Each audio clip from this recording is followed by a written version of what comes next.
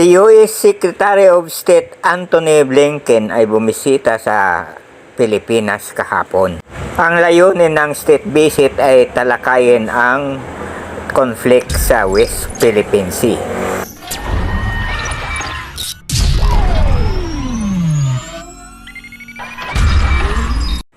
Nagprotesta naman ang mga progresibong grupo katulad ng Bayan Muna, Akbayan, siguro League of Filipino Students, at kung ano-ano pang progresibong grupo.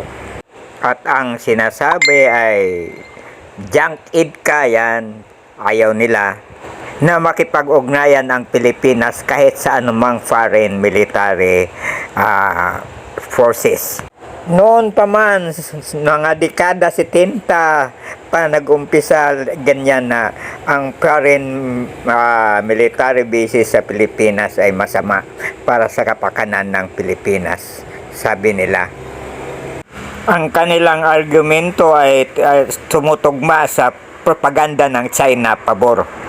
At kapag sinunod ng ating gobyerno ay tiyak maging sitting duck na naman tayo sa China. At mahuhulog na naman tayo sa komunista.